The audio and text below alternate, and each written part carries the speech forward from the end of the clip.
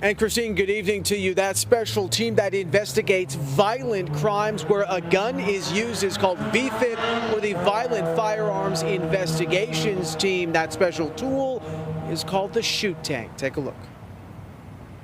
Inside the Public Safety Training Center in Winston-Salem is a tool Sergeant Chris Diamond and his Violent Firearms Investigations Team use to help take shooters off the streets. We target that repeat shooter who has done multiple shootings.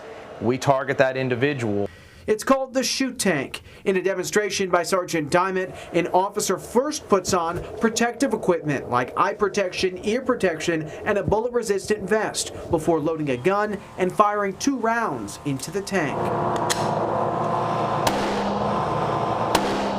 But any gun that is seized in the course of a crime, be it a firearm possession violation or a gun that is used in a crime or seized in a drug raid or something like that, all of those guns come through us, which is roughly about 1,000 a year, and we will test fire all of those guns.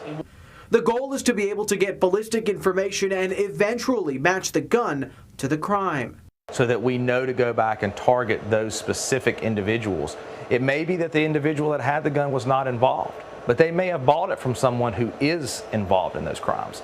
All of the information is entered into a system called NIBIN, or the National Integrated Ballistic Information Network, which is a nationwide database that examines ballistic evidence from crime scenes and test-fired crime guns to link shooting cases together.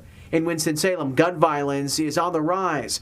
Police say so far this year, 98 people have been shot, 15 people have been killed with a gun, and 134 homes have been shot into. Diamond says he, along with 4 detectives, 2 task force officers with the Bureau of Alcohol, Tobacco, Firearms, and Explosives, 1 ATF agent, and 4 civilian employees are working on many of those shootings by targeting the shooter with the goal of getting them off the streets and in jail.